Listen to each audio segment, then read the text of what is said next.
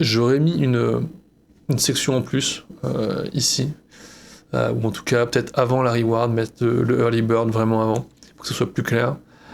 Ils ont tout été vendu, hein, donc in fine, c'est pas extrêmement grave, mais c'est mieux de la mettre vraiment à part pour montrer aux gens qu'il y a vraiment une offre spéciale si vous backez rapidement, parce que c'est limité. Attendez-vous à avoir des frais de douane, c'est bien de le rappeler dans vos campagnes Kickstarter, parce que parfois les gens oublient et sont surpris et viennent gueuler sur votre Kickstarter qu'il y a des frais de douane et il y a des frais en plus. Bah, c'est la vie, c'est comme ça que ça fonctionne, les envois internationaux, et ça a quasiment toujours été le cas, donc c'est comme ça. Pareil, faites en sorte, si possible, de faire payer les gens les frais d'envoi au dernier moment. Du coup, vous savez que vous êtes fait enfler et que vous avez acheté un truc cloné. Bonjour à tous, bienvenue sur crowdfunding.ninja. Je suis Guy, je suis directeur marketing à Incubate Games. Donc on publie des jeux de Game Boy, Game Boy Color, Game Boy Advance. Et pour crowdfunding.ninja, qui est un peu mon projet perso, je décortique des projets Kickstarter pour vous montrer un peu ce qu'il faut faire, ce qu'il faut surtout pas faire, principalement sur des jeux rétro. Donc ça parle aussi de consoles rétro et de jeux rétro sur cette chaîne. Et on va aller directement avec le projet d'aujourd'hui qui est Donut Dodo, qui est un jeu de Nintendo 64. C'est assez rare pour le souligner, il n'y en a pas beaucoup des Kickstarter de jeux de 64, donc bah, c'est cool, ça change. Et donc on va voir. Donc on est sur un goal de 10 000 euros, le créateur a eu 27 000 euros, donc c'est quand même quasiment 3 fois plus que son goal, donc c'est vraiment cool. Super succès pour lui. 339 backers, on a un projet qui a été financé en 24 heures, donc c'est vraiment cool. Et on peut aussi voir tout de suite, il a eu son badge Project We Love. Alors le badge Project We Love, pour ceux qui sont au fond de la classe et qui n'ont pas suivi, c'est un truc que Kickstarter vous donne, peut-être, dépendamment en fait du succès de votre campagne. Généralement, donne le badge quand vous avez eu votre goal dans votre première journée ou dans les premières secondes, minutes, heures, ça dépend vraiment de à quel point ça fonctionne pour vous. Donc c'est assez cool, vous recevez un email, voilà, pas de Kickstarter qui vous dit félicitations, vous avez eu le badge Project We Love et c'est cool. Ça vous permet, en tout cas, Kickstarter va vous mettre en avant sur leur page principale normalement. Il y a une petite section dans les Project We Love. Ils peuvent aussi pousser votre projet dans une de leurs newsletters, parce qu'ils ont des newsletters toutes les semaines, il me semble, si vous êtes abonné bien sûr. Qui vous disent un peu les projets à suivre, donc c'est assez cool, donc ça peut donner un petit peu d'élan à votre campagne aussi. Voilà, c'est conditionné par un peu la réussite que vous avez la première journée ou les premières journées, mais généralement c'est plus vous avez votre goal rapidement dans la première journée, plus vous avez de chances que vous ayez le badge. Bon, c'est pas obligatoire, mais ça fait partie des choses qui peuvent arriver. Nous à Incubate Games, le projet qu'on avait fait avec Infinity, on a vu le macaron, parce qu'en fait on avait peut-être fait dans les 100 000 $ la première journée pour Infinity, notre jeu de Game Boy Color. Donc là, kudos comme on dit pour ça, c'est vraiment cool. Le trailer, il est nice aussi, il dure 30 secondes, c'est très efficace. La petite pièce dans la machine d'arcade, et puis après on a voilà, des petites images du jeu, voilà, le gameplay, on voit un petit peu qu'est-ce qu'on va faire, le petit cuistot qui va ramasser des donuts et qui doit faire les trucs. On a le petit logo Kickstarter, merci de supporter machin chose sur Kickstarter. Donc, très efficace, très bien, la musique est cool. Il n'y a pas besoin d'avoir un trailer non plus démentiel qui dure 10 minutes. Là, 30 secondes, ça montre un peu tout le gameplay du jeu. Après, le gameplay est relativement entre guillemets simple, c'est facile à montrer. Donc parfois, mieux vaut une image plutôt qu'un long discours. Hein. Donc là, 30 secondes, franchement, ça fonctionne bien. Il y a des jeux qui vont nécessiter un peu plus de temps, parce qu'il y a un gameplay qui est plus approfondi à expliquer, ou en tout cas à montrer succinctement de manière un peu efficace. Mais là, en fait, c'est relativement simple, donc c'est très cool. Court, mais cool. Donc on va continuer.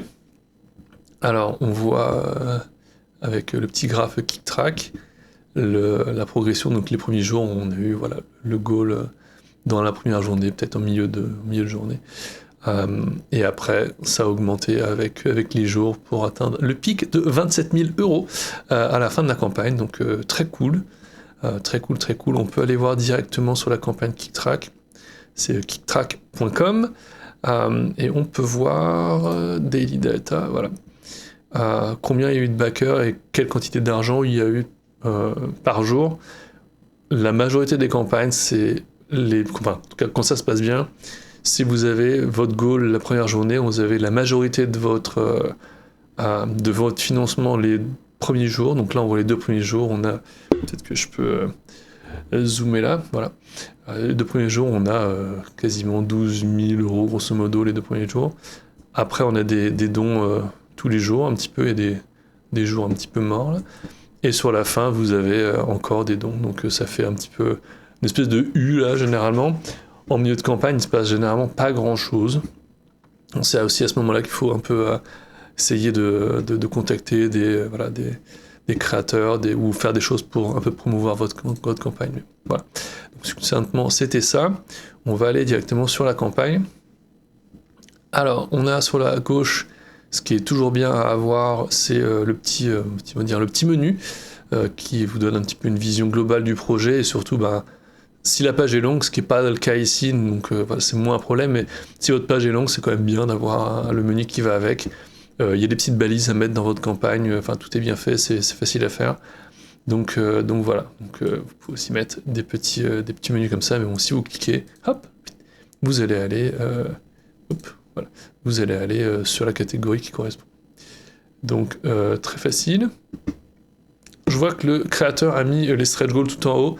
Généralement, on peut faire ça quand la campagne est commencée, qu'on a eu déjà un certain montant de financement, et qu'il y a des stretch goals qui ont déjà été atteints, et que votre goal est déjà atteint. Donc, vous pouvez les mettre en haut, comme ça, quand les gens arrivent sur votre campagne, ils voient que le projet est déjà financé et qu'il y a des trucs à débloquer. Donc ça peut être un incitatif pour les gens pour participer, parce qu'en fait, ils peuvent voir qu'il y a des stretch goals qui sont disponibles et qui peuvent potentiellement avoir d'autres trucs en plus s'ils back le projet. Donc c'est assez cool. Donc là, on a le dernier qui était le CD qui malheureusement n'a pas été atteint vu que c'est 30 000 euros. C'était pas loin. Donc voilà, mais c'est toujours bien de rappeler aux gens, voilà, il y a des stretch goals, le prochain c'est ça, leur donner un petit peu d'élan, et puis c'est assez, ça marche plutôt bien. Donc voilà, là il parle du CD qui était le dernier, qui est ici les 30 000 euros pour le Game Soundtrack CD. Voilà. Et puis là on a un petit incitatif qui dit voilà, si vous avez déjà participé à un Kickstarter et que vous voulez débloquer d'autres rewards, écoutez, ça marche pareil. Plus on est fou, plus on rit, grosso modo. En tout cas, plus il y a de personnes qui rejoignent le projet, et ça participe à tout le monde pour avoir une copie. Donc là on a vraiment le commencement de la campagne qui est Welcome to Donut Dodo. Voilà, qui est là, on a un petit pitch très rapide, voilà, qui dit un peu c'est quoi l'idée. C'est d'avoir un jeu d'arcade tout neuf, tout nouveau, mais dans l'esprit dans l'esprit des années 80, comme Donkey Kong et Popeye. Donc c'est assez cool. On a des petits visuels du jeu. C'est super coloré, c'est vraiment mignon. Le pixel art est vraiment rigolo, donc c'est vraiment cool. Donc on a un petit peu des images, c'est pas mal. Puis après, on a un peu, je pense, le pitch principal. C'est un jeu, Donut Dodo, qui a déjà été sorti sur console moderne il y a quelques années. Et en fait, il y avait des gens qui posaient la question, en fait, est-ce que ça peut tourner sur des vieilles consoles? Et c'est marrant parce qu'en fait, c'est un bon storytelling. Je sais pas si c'est le cas, j'imagine que oui. Donc il y a des gens qui lui demandaient, écoute, est-ce que ça tourne sur des vieux trucs, sur des vieilles consoles? Et du coup, le dev s'est posé la question à un moment, il dit, est-ce que ça tourne sur des vieilles consoles? Et au final, c'est comme ça qu'un peu le projet 64 est parti. Et en fait, voilà, il s'est posé la question. Et puis comme le 64, c'était un peu une console, je crois que ses amis ou son frère avaient dans son enfance, qui a beaucoup joué, il s'est dit, pourquoi pas sur la 64? Et voilà, et donc on arrive sur le chapitre d'après, qui est Modern Game 2 and 64 Cards, qui explique un petit peu, qu'il a grandi avec les jeux un peu classiques sur console et PC, et puis voilà, donc comme c'était un truc un peu inspiré de jeux d'arcade et tout, il s'est mis à la tâche, et voilà. Donc il nous précise très bien que il a rebuild from scratch le jeu, en fait, donc il a recodé tout son jeu avec un engine en C qu'il a fait, et puis c'est supporté aussi par c'est quoi, c'est Lib64, je ne me souviens plus très bien. Mais bon voilà, il nous explique un petit peu la genèse technique. Ce que j'aime bien, c'est que c'est assez succinct. Il va pas nous assommer avec du détail technique que personne va comprendre. Évitez, sauf si vous faites un truc super technique là et que c'est vraiment vendu pour des nerds, évitez de rentrer dans des détails techniques qu'assomme tout le monde, ça sert à pas grand chose à part gonfler votre ego. Donc là, c'est très très simple, il est expliqué, voilà, c'est engine, custom, machin. Et puis c'est tout en fait, voilà, il est aussi utilisé la librairie LibDragon, voilà, c'est ça. LibDragon pour tout ce qui est programmation de bas niveau. Donc très bien. C'est quelques lignes et c'est tout ce qu'il faut.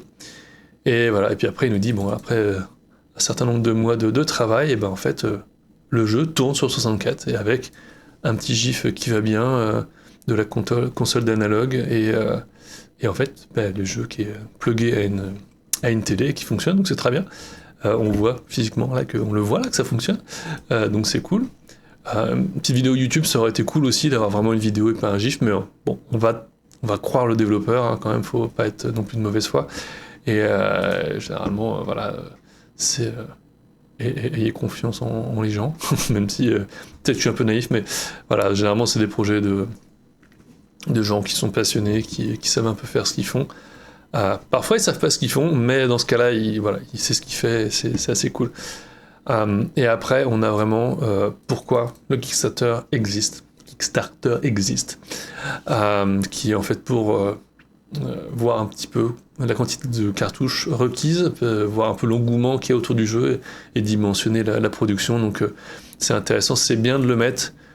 Parfois, on a des projets Kickstarter qui vous vendent un truc, c'est vraiment une précommande. Il n'y a vraiment aucune notion du pourquoi on demande un financement, en fait. Ce qui, moi, personnellement, me dérange, parce qu'en fait, à la fin, vous demandez de l'argent à des gens. Kickstarter, la manière dont les récompenses fonctionnent, ce sont des donations. C'est comme si vous faites une donation à une association ou un truc. Légalement, on vous vend pas quelque chose.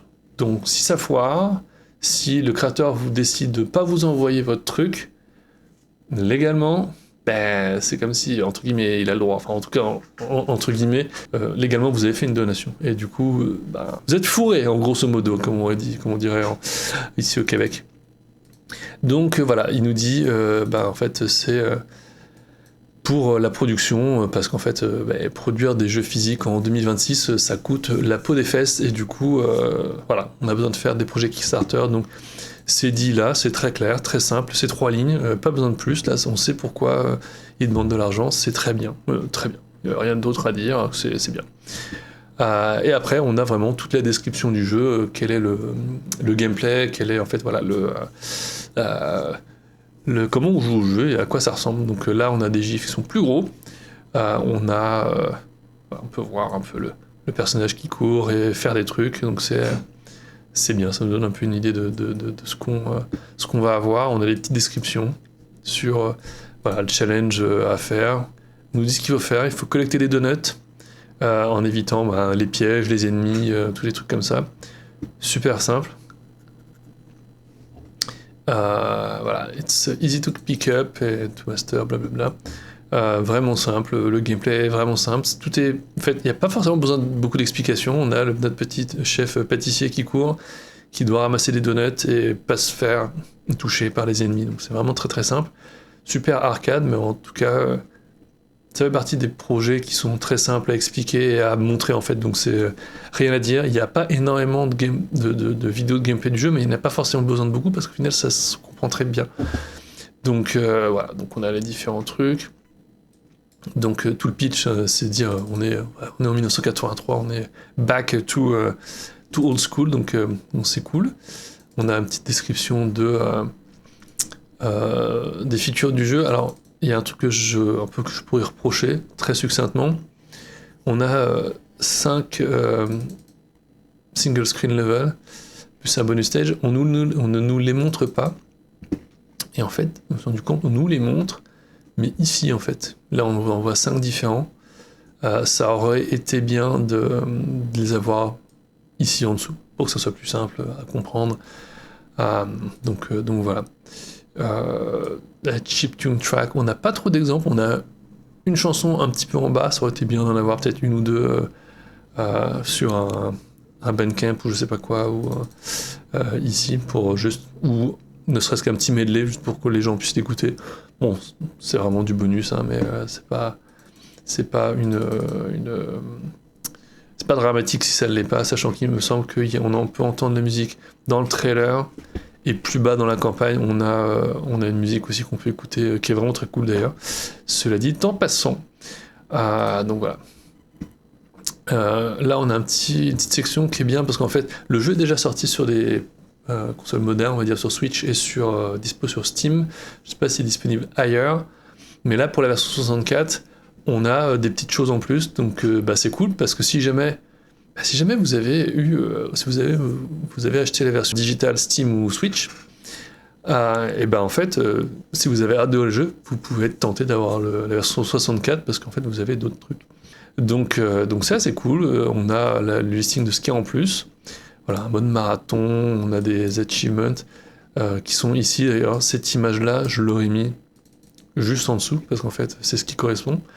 C'est pas très grave là, mais c'est quand même bien d'avoir les trucs dans l'ordre qui sont énoncés là. Voilà, les revised sprites, ça aurait été cool d'avoir un avant-après, avant sur toutes les consoles modernes, Steam et Switch, et puis les versions 64. Bon, ça aurait pu être cool d'avoir la différence. Ça, c'est des petits plus en fait, c'est pas dramatique en soi. Hein. Voilà, puis une petite précision qui est relativement importante pour les vieux jeux, c'est que les saves sont sur une EEPROM, donc ils vont être grosso modo éternels, on va dire ça comme ça. Il n'y a pas de pile. Et compatibilité avec le Rumble Pack, donc c'est assez cool. Là, on a une petite table de high score qu'on peut voir à l'ancienne avec 3 noms pour le high score. C'est très nostalgique. Why a Kickstarter? Il en a déjà parlé au-dessus, mais au moins on a une section qui dit pourquoi il a besoin. Parce qu'en fait, faire un jeu rétro en 2026, surtout une version physique, ça coûte de l'argent, et du coup, c'est la raison principale du Kickstarter, de manière très, très simple, très classique. On a un petit visuel de la version physique avec la cartouche, l'insert, la boîte et le manuel. Très classique, voilà, tout est listé. Donc voilà, très simple. Et après on va sur les rewards, qui sont aussi très simples, bien expliqués. Le mot d'ordre de cette campagne, c'est simple, c'est relativement bien expliqué, c'est bien structuré. Voilà, c'est une petite campagne qui fonctionne bien. Il n'y a pas vraiment de faux pas énormes, des petits trucs ici et là, mais c'est vraiment pour pinailler en fait.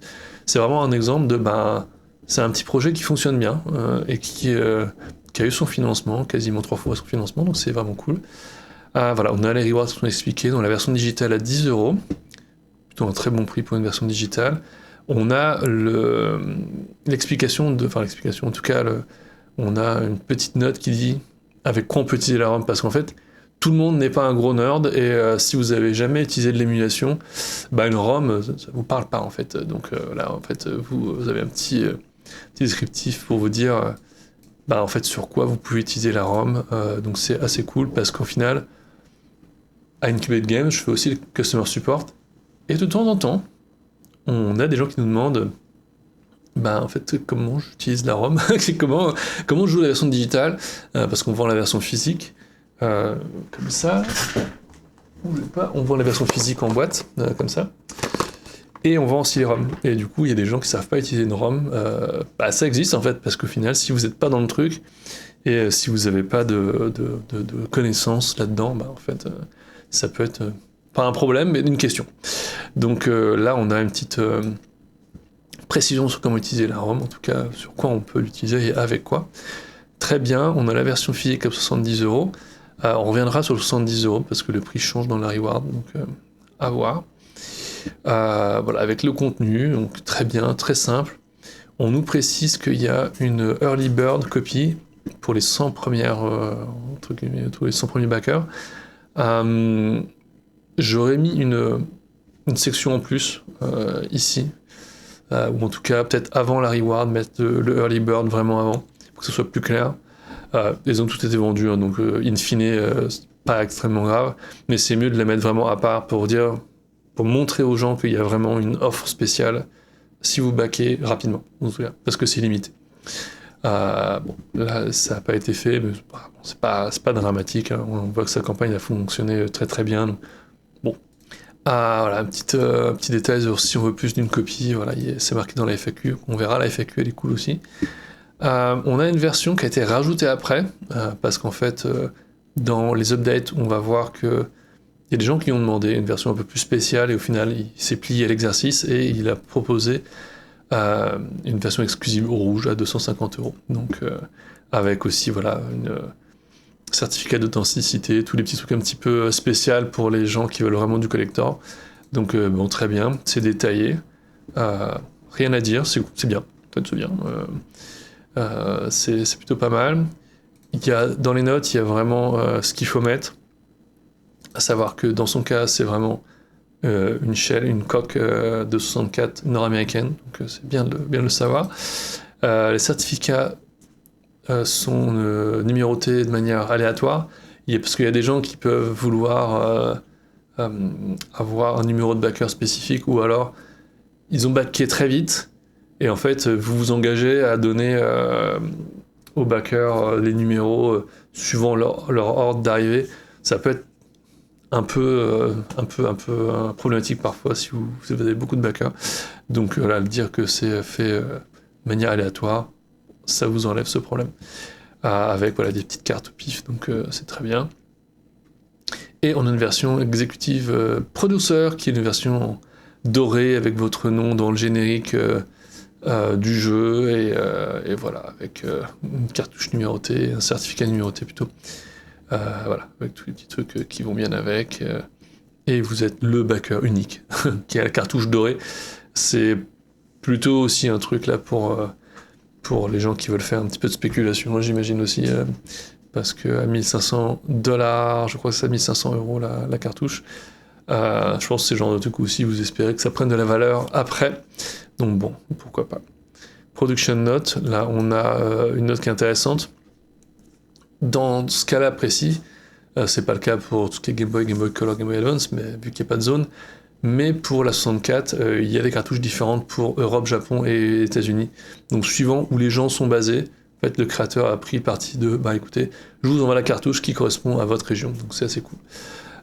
Pas de problème à voir ici, pas d'inquiétude, c'est marqué.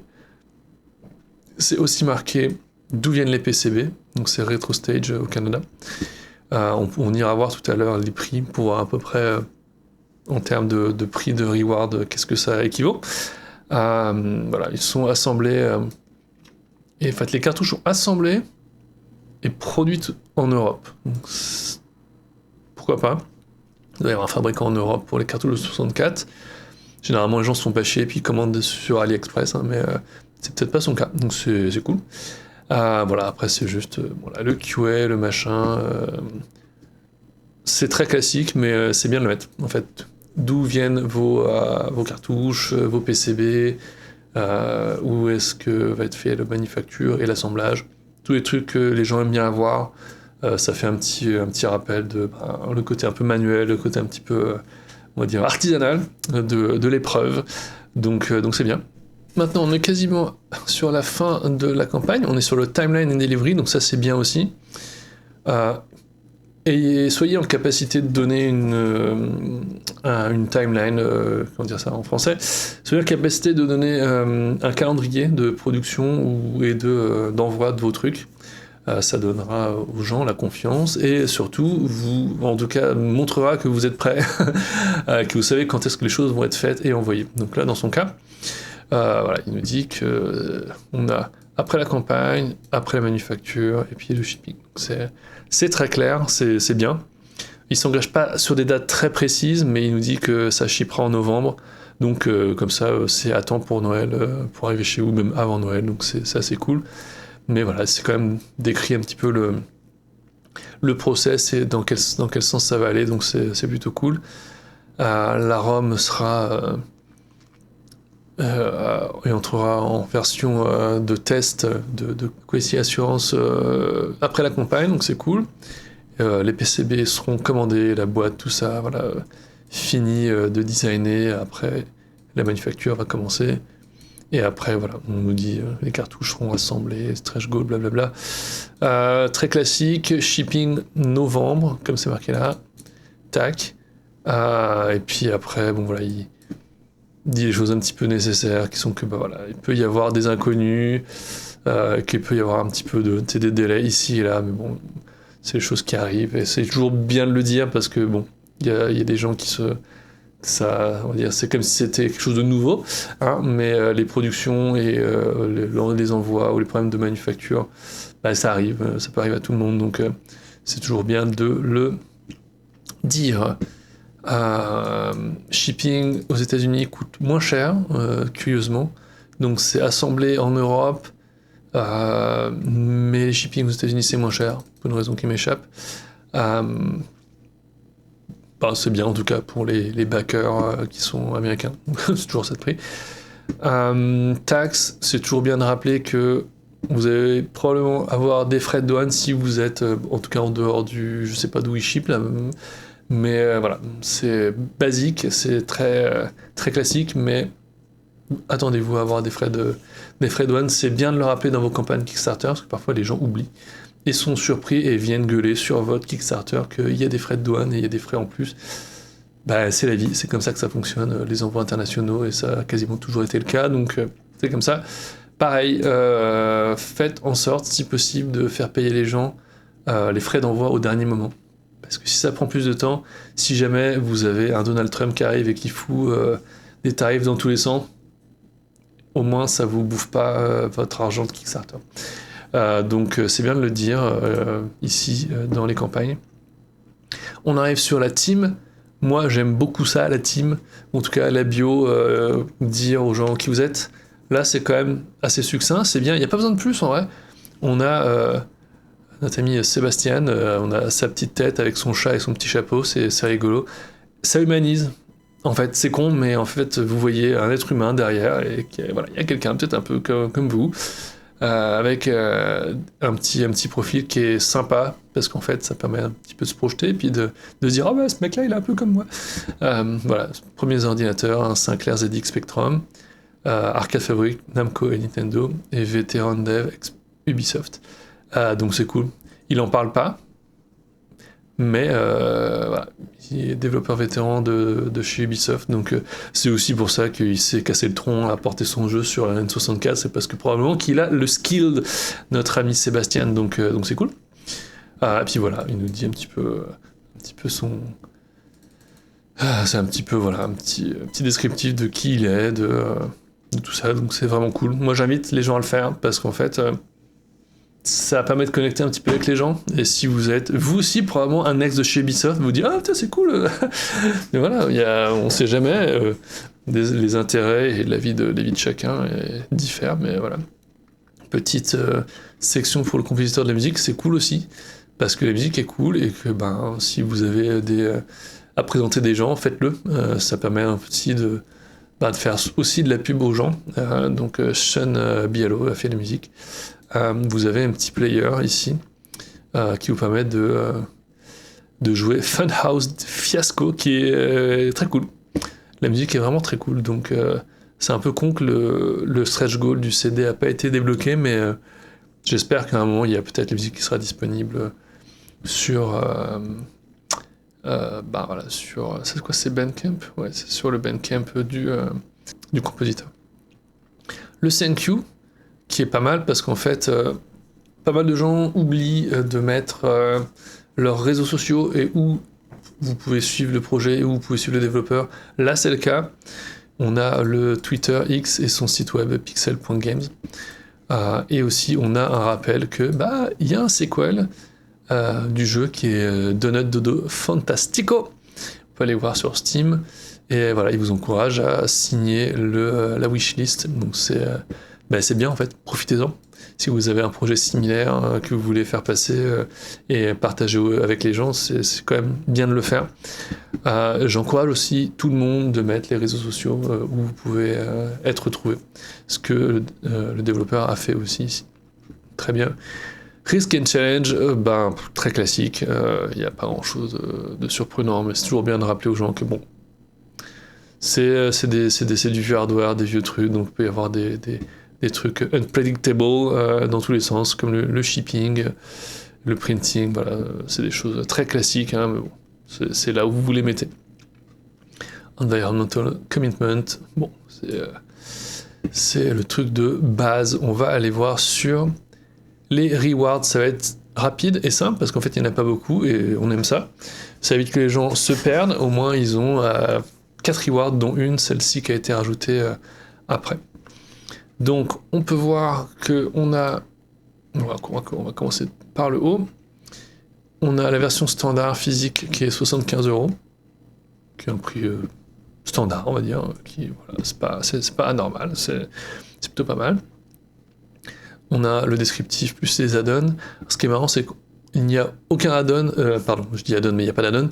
Ce qui est marrant, c'est qu'il n'y a pas du tout de add-on qui peuvent être rajoutés. Bon, pourquoi pas. En même temps, il n'y a pas grand-chose dans l'add-on, mais voilà. Donc, on a donc la ROM à 10 €, qui est un prix très correct pour une ROM, c'est dans les prix. 127 personnes, donc c'est quand même pas mal. On a 96 personnes, donc quasiment 100 personnes qui ont pris la version physique, donc grosso modo quasiment 7500 €. Donc ce qui est très bien. On voit son early bird, qui n'a pas été affiché très clair dans la campagne, mais il y en avait 100 à 60 €. Donc c'est déjà à peu près un petit peu plus, c'est 60% de son goal en fait, facile à calculer. Généralement, ce qu'on aime faire avec les early birds, c'est d'en avoir assez pour couvrir le goal. Là, ça n'a pas été son cas. Après, il a eu son goal relativement rapidement quand même. Donc en soi, c'est pas dramatique, mais ce qu'on fait avec les early birds, normalement, ils sont faits pour couvrir votre goal. Donc il en a vendu 100, il a fait 6000 € avec ses early birds, donc c'est vraiment bien. On a cette version qui n'était pas prévue à la base, j'ai l'impression, qui est la version rouge Dodo Red. Donc c'est toujours bien de proposer, surtout sur du rétro comme ça. Les collectionneurs, ils aiment bien avoir quelque chose qui les différencie. Donc là, on a une cartouche rouge, on a un certificat d'authenticité numéroté, plus les numéros qui matchent, il me semble, sur la boîte avec un petit sticker qui va bien. Donc voilà, c'est toujours des petits trucs qui font que les collectionneurs aiment bien avoir. Donc c'est quand même bien à voir. Je me répète, mais voilà, c'est un geste qui est apprécié des collectionneurs. Il y en a 11 qui l'ont pris. Donc c'est quand même 2500, presque 3000 € juste pour cette cartouche-là. Donc au final, c'est pas mal. Sachant qu'en vrai, ça lui coûte pas énormément plus cher de faire ça. Parce qu'une cartouche rouge, je pense qu'on doit pouvoir en trouver sur AliExpress. Là, ils ont dû en faire des rouges là. Donc, parce que ça m'étonnerait que vous ayez trouvé un fournisseur qui va vous en faire 11 là. Je pense qu'il y a déjà des trucs qui ont été faits en rouge. Probablement un Pokémon rouge qui a été pris en couleur. Et après, on a le dernier qui est à 1500 balles. Il y en a une personne qui a été assez supportive, je sais pas si ça se dit, qui a été brave pour supporter à 1500 €. Et c'est très bien pour lui et c'est très bien pour le projet. Généralement, ce genre de truc, je conseille pas. Ou en tout cas, des trucs qui sont vraiment hors de prix. Vous pouvez essayer d'en avoir un, comme ça a été le cas là, parce que vous savez jamais. Parfois, vous savez pas qui va backer votre projet. Parfois, il y a des gens qui vont être là et qui vont vouloir absolument avoir une copie super spéciale. Là, ça offre pas grand-chose de plus, à part le nom vraiment dans les crédits du jeu et pas dans le manuel. Plus une cartouche dorée, il y en a une seule dans le truc. Donc, vous pouvez aller après crâner devant tous vos potes avec votre cartouche dorée ou la mettre dans un truc fermé, scellé, pour qu'elle prenne de la valeur. Et j'imagine que c'est probablement ce qu'a fait la personne qui a backé à 1500 €. Je disais dans la campagne, quand on était là, tout en bas, en tout cas dans les rewards, on a la version à 70 €. Et en fait, quand on regarde la reward, elle est à 75. Voilà, donc petite erreur de prix, bon, c'est pas non plus une marge d'erreur qui est importante. C'est pas comme si vous passiez de 70 à 200. Bon, là, je pense que c'est pas très grave. Bon, c'est quand même une petite erreur qui est un petit peu dommage. Bon, c'est pas non plus, voilà. C'est un peu de l'enculage de mouche, hein, je serais tenté de dire. Très bien. Les rewards, très simples. Pas grand chose à dire. Elles sont bien dimensionnées niveau prix. J'ai l'habitude d'en voir et c'est bien. En fait, les prix sont vraiment très bien. Creator, on ne dit pas grand chose, mais bon, il n'y a pas besoin de dire grand chose non plus. FAQ, c'est bien, il y a une vraie FAQ, pour une fois. Même si c'est des questions de base, et ben en fait, c'est que des questions que les gens pourraient se poser. Donc, il y a un peu de tout. Est-ce que c'est compatible sur les nouvelles consoles FPGA, comme Analog 3D ou mode rétro M64 ? Voilà, comment fonctionne la version digitale, tous ces petits trucs comme ça. C'est bien d'avoir une FAQ. Essayez de vous poser toutes les questions un petit peu bêtes que les gens peuvent se poser, même s'il n'y a pas de questions bêtes, mais voilà, du shipping, combien ça coûte, est-ce que c'est garanti, pourquoi Nintendo 64, voilà, tous ces petits trucs comme ça, c'est toujours bien d'y répondre. Et après, on va aller sur les updates, parce qu'au final, elles sont là, il n'y en a pas énormément, mais vous n'avez pas besoin non plus d'en faire 50 000. Du moment que vous remerciez les gens pour leur participation, et que vous décrivez des choses que vous avez rajoutées, par exemple, a posteriori. Donc là, ça a été le cas. Donc dans la première update, il a rajouté des stretch goals. Donc c'est cool. Pareil, on a un petit remerciement pour les gens qui ont aidé à atteindre son goal. Donc très cool. Comme je vous disais, on a la version Dodo Red qui a été ajoutée a posteriori. Donc j'ai l'impression 12 jours après la campagne, parce qu'elle a commencé 1er mai, j'ai l'impression, ou fin avril. Donc c'est quelque chose qui n'était pas prévu, qu'il a rajouté après. Donc vous pouvez le faire. Et il a aussi mis à jour sa campagne, sa page de campagne, qui est aussi très correcte et que vous pouvez faire à tout moment, surtout dans ces conditions-là. Donc rien à dire à ce niveau-là, c'est bien fait. C'est ce qu'il faut faire. Mettre à jour partout et faire en sorte que c'est cool. On a un petit truc qui aurait pu être ajouté dans la campagne aussi, qui est un petit signe distinctif. En fait, sur vos cartouches, vous avez un petit truc qui est poinçonné sur l'étiquette à l'arrière. Et lui, en fait, il a fait un espèce de petit X en pixels pour mettre à l'arrière de ses cartouches. Donc, c'est le petit côté un petit peu nostalgique qui est un peu cool. Et surtout, en fait, de manière un petit peu simple, là, si jamais votre cartouche après piratée sur AliExpress, peut-être que vous allez voir qu'il n'y a pas le petit X en pixel et que du coup vous savez que vous êtes fait enfler et que vous avez acheté un truc cloné. Donc voilà, probablement qu'ils vont le faire aussi le petit X, mais ça peut être un signe distinctif aussi pour votre console, pour votre jeu. Donc c'est cool, c'est vraiment un bon petit truc. Puis c'est un petit détail, les gens aiment ça, les gens aiment le détail. L'attention aux détails et les petites choses en plus, donc c'est vraiment cool. Puis 3 jours avant la fin de la campagne, on a une petite vidéo de la fille du développeur qui encourage les gens. Pourquoi pas au final, ça peut être le petit truc un peu mignon. Bon, c'est pourquoi pas. Et on a la dernière update qui est le poster qui a été débloqué. Donc on voit que ça a été posté avant les dernières heures, c'est toujours bien d'inciter un peu les gens. On n'a pas eu d'update a posteriori, ça fait 2 semaines, pour dire encore genre merci et tout, c'était super, une campagne incroyable, merci à tous pour votre participation, voilà, je ne sais quoi. Généralement, ça serait bien de le faire le lendemain, ou dans les 24 heures à la fin de la campagne. Là, j'ai pas l'impression qu'il y ait d'update qui te dit ça, en fait. Donc, ça serait temps, ça serait temps de le faire.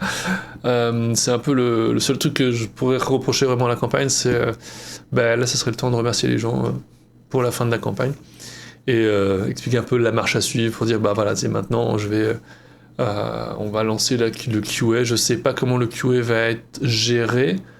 Est-ce que c'est les backers qui vont participer au QA? Est-ce que c'est lui et des proches qui vont le faire? Je sais pas, ça aurait pu faire partie de la campagne avec des rewards par exemple sur les versions physiques. Par exemple, vous avez droit à faire le QA ou je ne sais quoi, à faire du pré-test. ou pas. Voilà, c'est une solution. Là, on n'a rien, donc c'était une manière de impliquer un peu plus les gens. Bon, là, c'est pas le cas, donc pas grave, c'est pas dramatique, mais ça aurait pu être cool. Après, faut aussi réussir à gérer le queue et tout ça. Il y a quand même 300 personnes là, donc faut voir comment faire ça. Les commentaires, bon, ils sont classiques là, c'est des bons commentaires. Il y a des questions, il y a des bons commentaires, donc c'est positif. Pas grand chose à dire là-dessus. Le créateur répond régulièrement, relativement rapidement, donc c'est cool. C'est ce qu'il faut faire. Parfois c'est pas évident. Quand la campagne a vraiment du succès, c'est un peu compliqué de répondre à tous les commentaires, en tout cas de le faire rapidement. Vous stressez pas trop, là. Faites-le au moins une fois par jour et puis tout va bien se passer. Ça serait mon tips. Voilà, si vous avez beaucoup de backers, ça peut être compliqué dessus dans les commentaires. Donc stressez pas trop, faites-le tous les jours si vous pouvez. Et puis il y a des super backers qui vont répondre aussi pour vous. Ça arrive très souvent. Je suis allé chercher vite fait sur Google un peu le nom du jeu de Note Dodo. J'ai tapé sur Google voir s'il y avait un petit peu des choses avant le lancement. On a eu plusieurs sites et une grosse chaîne YouTube, enfin une grosse 16 000 personnes, c'est toujours bien, toujours bon à prendre. De Pixel Cherry Cherry Ninja qui parle du jeu. On a eu Retro Dodo qui est plutôt un bon site pour toutes les news rétro, qui a repris la news. Donc voilà, 31 mars, ça veut dire que le jeu a été communiqué avant. Parce que si on peut voir dans les updates, le lancement de la campagne, c'était le 30 avril. Donc un mois avant, le développeur, en tout cas le créateur, a probablement essayé de rentrer en contact avec des médias, et donc c'est le cas de Retro Dodo, parce qu'en fait, un mois avant la campagne, il y a eu un post là. Donc ça vous permet d'avoir sur votre pré-launch page des gens qui s'inscrivent. Donc c'est quand même pas mal. Voilà.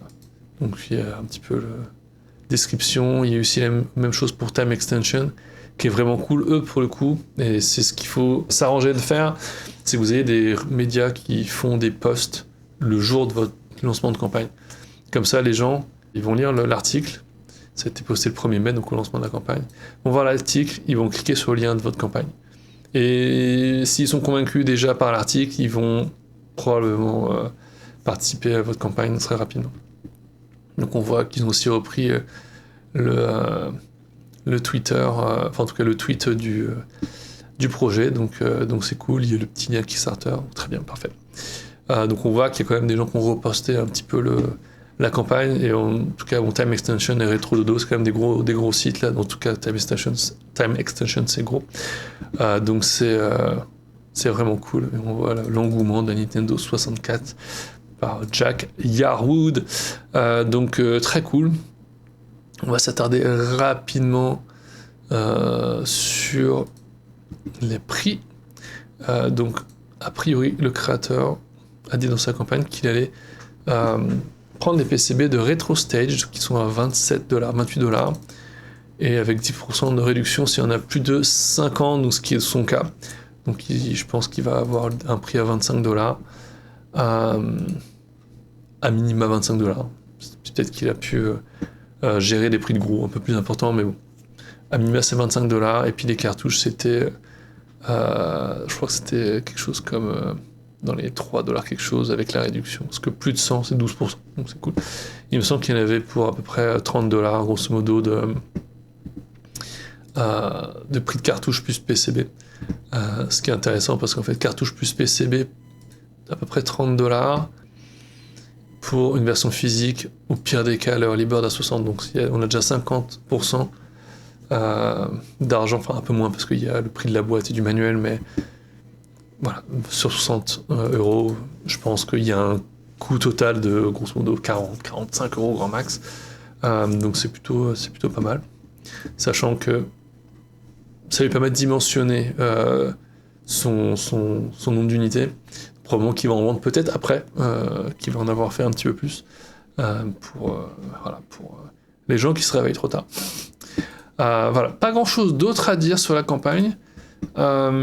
C'est une campagne très simple en soi, dans sa structure, dans son explication. Il n'y a pas besoin de faire des trucs super compliqués, il faut que ça soit clair. Là, on a des chapitres qui sont très bien faits. C'est expliqué de manière succincte, pas trop longue. On a des petites images, on a des gifs, on a un descriptif du gameplay. On aurait pu avoir un petit peu plus d'images sur les différentes features. C'est pas à pinailler un peu, parce qu'il n'y a pas grand-chose à dire en fait. Si vous avez à mettre à jour votre campagne durant la campagne, bah faites-le. En fait, vous pouvez le faire. Du moment que c'est pas refaire toute votre campagne d'un coup là. Si pour ajouter des trucs que vous avez oubliés, vous pouvez très bien le faire et faites-le surtout. Si vous avez des updates où vous mettez des choses en plus dedans parce que vous avez rajouté des choses, n'hésitez pas à rebasculer ces infos dans la page de la campagne parce que probablement les gens vont pas lire vos updates ou à minima que vos backers. Donc si les gens n'ont pas participé, ils verront probablement pas vos updates et peut-être qu'ils vont pas prendre le temps de lire vos updates. Ça arrive très souvent. Donc le mot d'ordre, je pense, pour cette vidéo, c'est pas obligé de faire des trucs super compliqués. Soyez clair, montrez les trucs. Là, on a des photos des produits, on a le gameplay, on a plein de petits gifs, tout ça. Très simple. Soyez clair dans un peu la timeline de quand est-ce que les gens vont recevoir leurs trucs, qu'est-ce que vous comptez faire, dans quel ordre. Éventuellement, si vous avez, comme ici, un projet physique, où est-ce que vous allez, c'est qui vos fournisseurs, si vous voulez le dire aux gens, là c'est marqué. Un peu où sont fabriquées les choses. C'est aussi pour donner un petit peu plus de détails, pour montrer aux gens que vous êtes structuré, que vous avez un peu préparé votre coup et que vous savez de quoi vous parlez. C'est quand même bien. J'ai fait une vidéo la dernière sur Doveland où on voit que le développeur, à contrario, sait pas trop ce qu'il fait. Et je vous encourage à voir la vidéo, c'est très instructif. Parce que là, on a deux cas de figure différents. On a Donut Dodo, qui est très structuré, où tout est clair, on voit où on va, c'est très cool. Et on a Doveland, où on voit pas trop où on voit à peu près ce que la personne a en tête, mais au niveau argent, c'est très très red flag, on sait pas trop ce qu'il va faire, il y a des choses qui sont dimensionnées bizarrement. Donc voilà, on a deux projets là qui sont très complémentaires, on va dire, parce qu'il y a vraiment deux exemples très aux opposés l'un de l'autre. Très intéressant à voir si vous voulez faire votre campagne ou si juste vous êtes curieux, voir un peu ce qui se fait dans le rétro et voir un petit peu c'est quoi les nouveaux jeux, parce qu'en fait Kickstarter ça permet aussi de faire sortir du bois des nouveaux jeux rétro, donc c'est assez cool. Si vous avez aimé cette vidéo, je parle grosso modo quasiment tout le temps de rétro, de jeux rétro et principalement de campagne Kickstarter parce c'est un peu mon travail, mais pas que, et puis je trouve que c'est intéressant aussi de découvrir des nouveaux jeux via un peu les campagnes de financement.